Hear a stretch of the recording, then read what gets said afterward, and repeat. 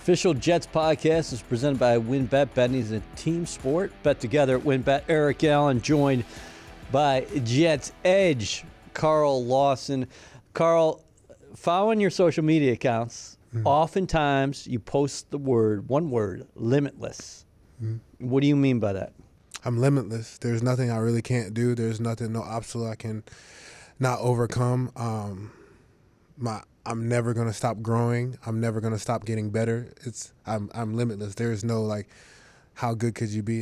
Who knows? I mean, I'm in the mindset of, shooting for, trying to reach the sun until I burn up.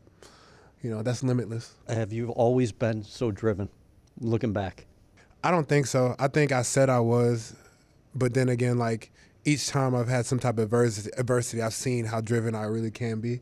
So, I mean, I think through a lot of suffering, you understand how driven you really can be. And so now I'm in that mode. It's just like whatever life brings, Can you talk about the physical suffering that you've had throughout your football career? Let's just talk about football injuries going back to the days at Auburn. Yeah, I've had so many different injuries, and just like you kind of ask yourself, why does this happen, and what this and that, like, oh, woe is me, and and then you get people who like, oh, well, he's not gonna be this and he's not gonna be that, and then it's just like it doesn't matter. What really matters is you get another op to go out there and just ball and see what happens. And it doesn't matter what anybody else says. It doesn't matter what the circumstances are for life. As long as you keep fighting and you don't quit, you're going to come out on top. So I think that's how it's been for my injuries. And each time I'm just like, I amaze myself. There's recently, like I think like in the last like 2 years, I was like, that was probably the first time that I was like, whoa, like, I don't know. But even after that, I just I keep impressing myself. So in that moment, you allow yourself to have self-doubt, and then how quickly do you turn the page? Probably, I think recently the longest one I had was like probably like two or 3 days, and it lingered for like a long time, maybe like a year. But like I only probably give myself probably like about 2 days, two days or something like that. Talk to my family, and then they're like, pick yourself up and like let's get to work. You're a smart dude. Yeah. You follow what's going on out there as far as sports is concerned. From an injury perspective, if you look to see, hey, maybe this guy in the National Football League has had a parallel path as far as going back to college, because you're talking about a couple ACLs and then an Achilles. I think I tried to look at Frank Gore one time, and then I was like, there's no one else. There's no one like me. There's no one. No, absolutely no one that I know of. There's never been anybody. No one. Absolutely no one. There's never been anybody who's had, and I mean, I've been blessed to meet a lot of great people to help me physically get back to where I need to be. But like, I mean, maybe I'm overdoing it, but I can't name any athlete that's had what I've had and just been able to come back better each time.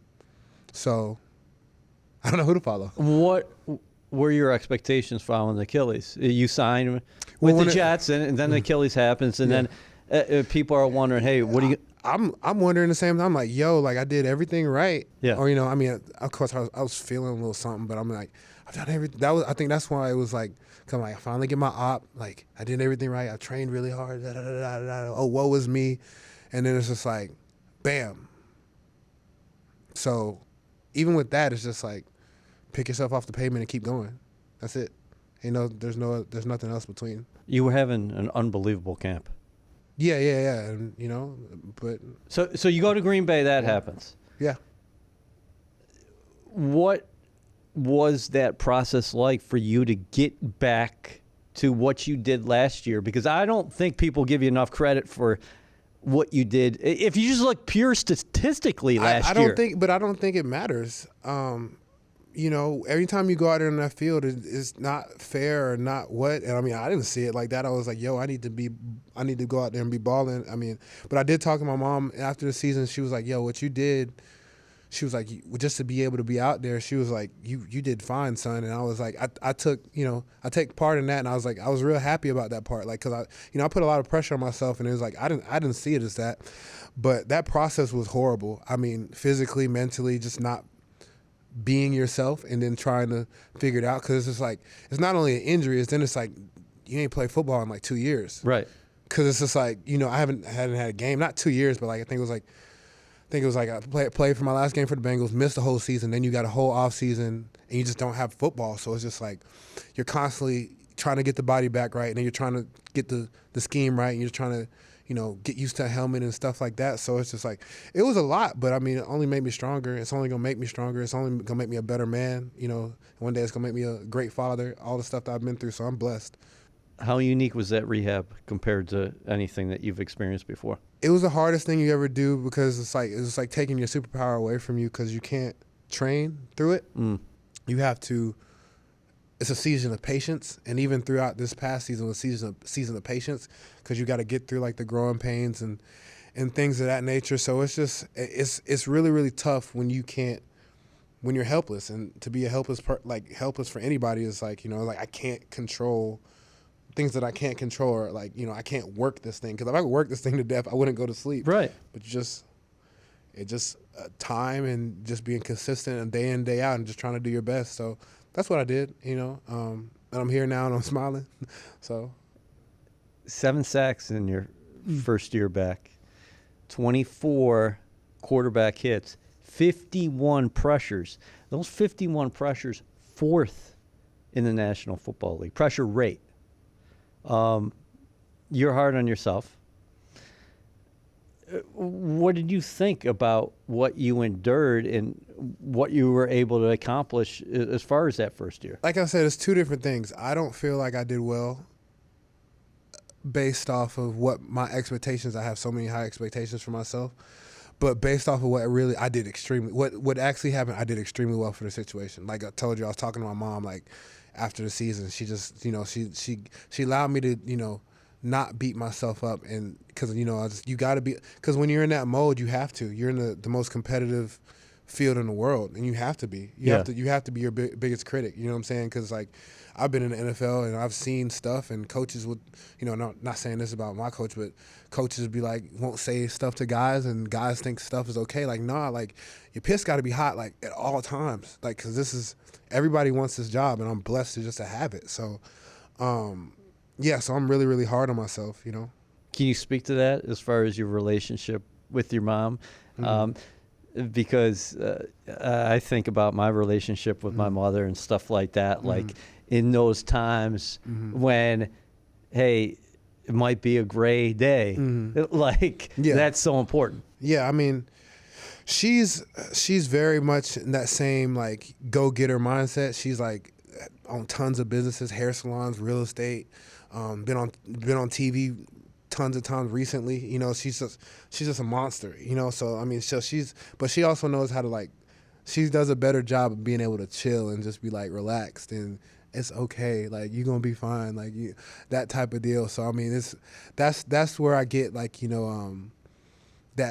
chill. You know what I'm saying? Like, she like that fine balance, and looking at her and knowing when to not be stressed and when to be stressed that's a good resource for me. To talking to her. So that's our relationship. How much do you love the game? How much do you love your craft? Because I wish they had an opportunity to come out here at One Jets Drive and watch you at practice, because oftentimes the defensive line might be working on their own stuff, and you're always doing something. Yeah, because I mean, it's just fun. I mean, like, I can get better at something. Like, I think I'm never at work. Like, I'm never like I'm doing this for free. Like, I'm happy. You know what I'm saying? Like, I really do love this. Like, I'm not like, there's never a day like when I get in the building, it's just like that I feel like I'm at work. So it's easy to just go. It's kind of like almost like playing a video game. I love playing Madden because you have attributes and you can work on yourself. Same concept when I get here. It's just like, all right, and then it's like, all right, well, you don't have these tools to do this. I'm like, well, can I work at it? And like, if it's in the realm of something I could do, I'm like, yo, let's see if I can get this thing done. So that's just how I think about it. What makes for a great pass rusher? the ability to finish is just something I just been working on for like my whole career, and I'm not gonna stop until I get it. I think the ability to finish, but get off is the first fundamental for a great pass rusher, and then I think the ability to finish in whatever regard, whether it's off the speed to power or off the edge. I think those are the two things that make for a great pass rusher. What do you do in the off season? Not just, okay, like you said, you have a hard time shutting it off, but as far as approaching the craft away from here, because you're getting coached up here. But the one thing that, if you follow anything as far as social media is concerned, like you're in there, you're in the lab. Yeah, I'm just like always trying to find something to improve on. And like I said, I love this. So I want to be a part of something, like, you know, I don't plan on retiring for like a long, long time. Maybe like after like 35. But like I love football enough. Like I'm in the lab. I'm watching, trying to see stuff that I can add to my game to make myself better. If it's in the realm of something I can do.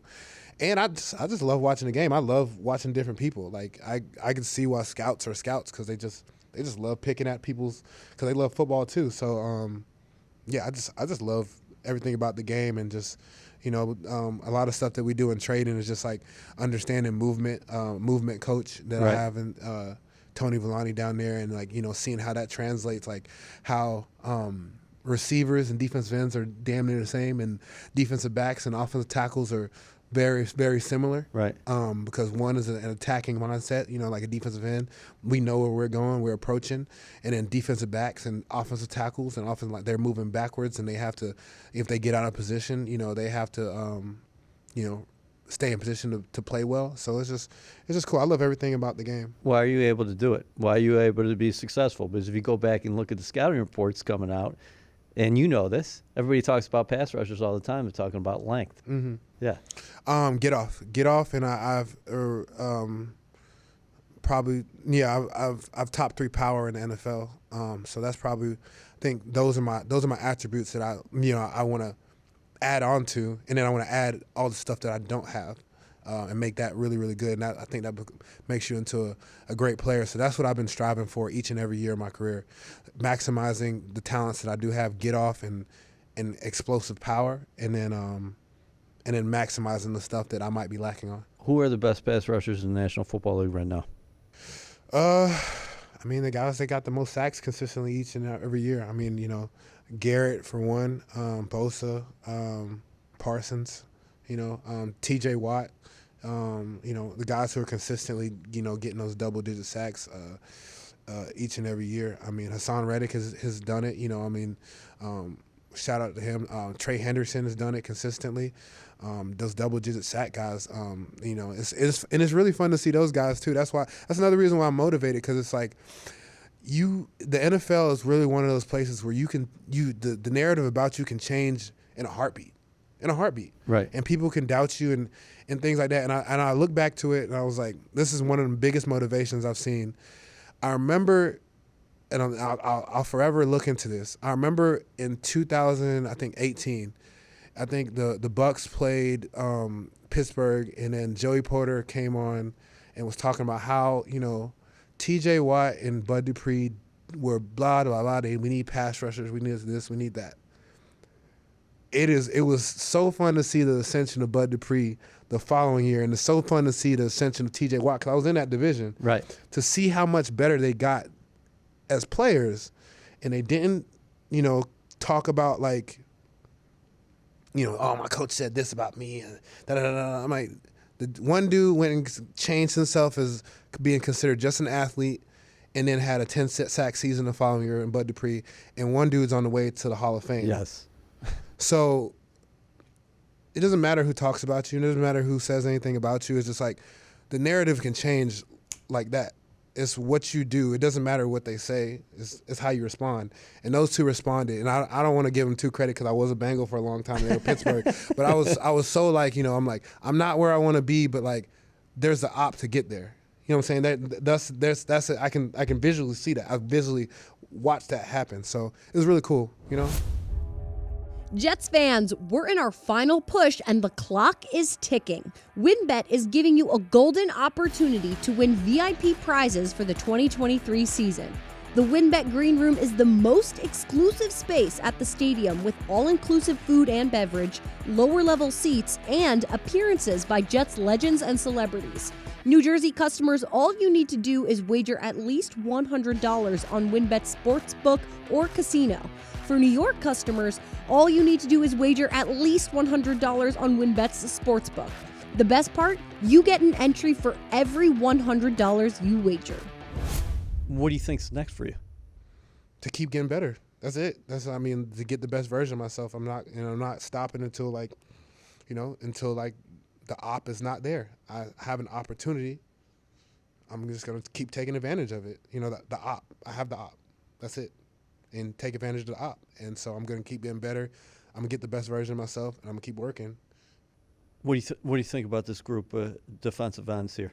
I think we got a lot of like-minded people like myself, man. And it's what is, and that's another cool thing is when you got a room such full of talented guys, how do you not elevate?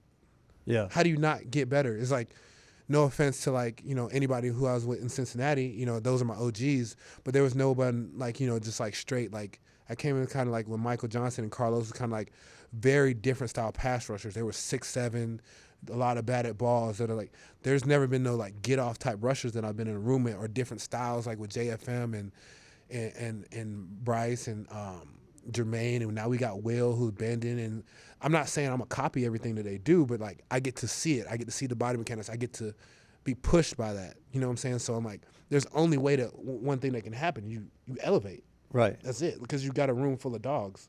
So word association. Let's play a little bit of that. JFM. You're very unique and limber and strong for his size. His foot quickness is ridiculous for how big he is, and he does things effortlessly, and he is very powerful. Jermaine Johnson. Very long, very technical. He's stronger than what he looks like. Very, very fast. I like Jermaine. He's a very technical rusher. He can do a lot of good things, and he uses length. He's kind of similar to I see a lighter version of Cam Jordan. Yeah, a lighter version of Cam. I saw him today coming over to you while you were getting in your stance and working on a couple things, and he was getting in your ear. How about Bryce Huff? Explosive speed and power, bend, violence, just almost like a bomb went off. He's I wanted to say he's a little bit. He's kind of similar to Mathis, but not as bendy as Mathis, but as far as twitched up, he's kind of like Everson. So he's very unique in what I've seen on tape, but just don't. I'm taking off. Hey, I don't hear nothing else. That's it. That's kind of what I see for Bryce. How about Michael Clemens? A force. Very, very violent. The word violence is coming. I think that's what they drafted here. Violence. Yeah. He did it a lot in camp. He can play inside really well. He did a lot, and he just didn't get the op. But he was really, really well. He had a mean cross chop in camp. He can get off. He can penetrate, and he can run as fast as the wind. I don't know what his combine 40 time is, which is different, but his strides and his length, he's very high cut. Violent and effort. He's got a mean cross chop. Yeah, there's not really somebody I would compare him to. Mike is Mike, but yeah, that's kind of what I see for him. Yeah, Albrecht has talked about that, using his versatility and reducing it. I remember in camp, I was watching him, and it was he could play inside. He was winning really, really fast too. So yeah. How about the rookie Will McDonald? Very, very, very, very bendy. Just touching the ground. Just from what I've seen in the drills, he's very, very relaxed, and I feel he's not very. not very entitled to much, and he's gonna even when he's stressed, he's not stressed. He's like, man, I gotta get this right. I'm like, I'm over here freaking out, like, man, I need to get it. He's very, very chill. You know what I'm saying? He's very, very, and that's his. And I think his interview, smooth is fast. That's accentuate what he does well is smooth, fast. You know, very, very he out here shaking like Day from Friday. Like he's. You see him jumping over cars and stuff? Yeah, I saw that. He's smooth, man. And, so I mean, that's kind of what he is. That's even his personality. Just very, very, very chill. But it's not like a lack of urgency. I don't want to say that, but it's just letting life come to him. And that's kind of how I see with his pass rushers. It's like, I'm just gonna touch the ground and just bend and come around the corner. You know, that's kind of like, you know, and I do it effortlessly. So that's kind of what I see for him. And as far as comparing him to pass rushers, I feel like there's been guys that he's not real well known, but like we had a guy here a year ago. His name was Tim Ward. Yes. He's probably like, you know, a stouter version, a more football aware version of Tim. Okay. So, you know, so that's what I see. You are so insanely competitive, and you're talking about a lot of these guys having like mindsets as you. What's it like if you see a guy, because you have, whether it's in your room now or not the defensive line room, but inside the locker room or back in Cincinnati or back at Auburn, who does not have the same drive? How do you approach that? At first I had the mindset of just leave that guy alone and stuff like that, but I think I was like, I hope I was talking to one of my coaches here, and he was telling me, he was like, you can't have that mindset towards people. And it was a valuable lesson because he was like, you don't know what people are going on throughout their life. You don't know what they have. Because I was like, man, because this is when I was in that woe is me type deal. It was like, man, I've been through so much, da-da-da-da. Like, if this guy doesn't care, why should I care about him? And I had to take a step back when I was talking to this coach, and he was like, yo, you don't know what people have going on in their life. You don't know what's going on in their day-to-day stuff. And so when I see that, I'm just like, first figure out what's going on in that person's life and then try to get him on the right path or get him on the same wave and, you know, and then help that person maximize his talents. Because if we're all better, you know, the team is better and we all get the accolades. And it's just better just to be a good overall human being just to help society grow. So when I see that, I want to first ask, what's going on in your life, you know, to make your job first, football, not your main priority, or not have that mindset and not take advantage of the op that you were given. You know what I'm saying? Like what's going on that, you know, that's causing you not to be like that. And then a lot of times if you get to actually sit there and talk to people and understand them, you will be able to help guide them to take an appreciation for something that they love to do, and is very flimsy because we could lose this game at any time. So I think that's kind of like my answer, as opposed to being like, man, forget this dude. It's like, let me try to understand this person first, because they're in this building for a reason. There was at some point, like, either they love football or they want to provide for their family. Right. So what's taking you away from that? Yeah. You know, so that's kind of that's kind of how I think about it. Robert De Niro was in a movie called Bronx Tale. He said his character at one point in that movie said, there's nothing worse than wasted talent. Yeah. I kind of think that is the way your approach is to everything, that you are going to maximize everything you got. Yeah, 100%. Yeah, that's what I'm saying. I'm getting better at doing that, because a lot of times you tell yourself that, but then you really, really, really when life hits you hard, that's when you really know that you're not, you know, if you're thinking about quitting, that's when you know you're not doing enough. So yeah, I feel like that's kind of. But do you ever quit? I've gotten close, and one time, and like that was like a year. I didn't quit, but it was like the first time I was like, obviously this wasn't meant for me, and as I said, I gave myself that 2 or 3 gap, and that's all faith in God. He was like, he wouldn't let me quit. But that was the one time that I was like, I'm not quit, but like, yo, like, I've done everything I could do. What's going on? Like, maybe this just wasn't meant for me. I got over. Like I told you, I got them 2 or 3 days, and like, Yeah. hey, let's get to the suffering. Like, you know, but it is what it is. What can this defense be? You saw the strides you guys took. I think the sky's the limit. You just got to keep adding on to each and every single day. Each and every single day, just keep working, keep getting better. And we're already way ahead of where we were last year. Everybody's, you know, there's stuff, but we just got to be consistent. And we got to, like our coach was talking about today, just like the little things.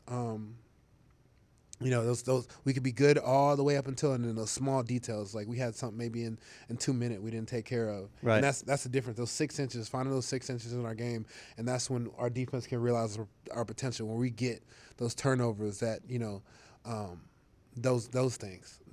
How much do you appreciate what's going on in the back end? You saw Sauce Gardner come in, take the NFL by storm last year. DJ Reed, rightfully so, getting a lot of credit for scary hours. Scary hours. I mean, when you got it on all 3 levels, and then you, hey, let's bring it. Hey, let's throw a Hall of Fame quarterback in there. Yeah, that's right.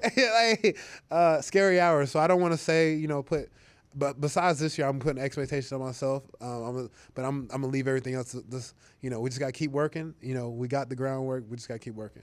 Rodgers, Mm-hmm. what has he been like just in the brief moments they've had on the field, and also what's he like as a guy, as a teammate? I mean, yeah, every time I've met him, he's just been like one of those like calm but confident. You know, when I played in my rookie year, I'm like sacked him like 4 times. It's my breaking out party. We're up by 21 points in the 4th quarter, and I'm looking at him. He's like 58. He's got his little chin strap halfway off. Yep. I knocked it off my first play, took his helmet off. I thought I was going to flag. But he's like, in the 4th quarter, he looks at me from across the field. He's like, 58, calm down. I'm like, what are you talking about, calm down? Like, we're up, and I've been sacking you all game. I'm like, what are you talking about?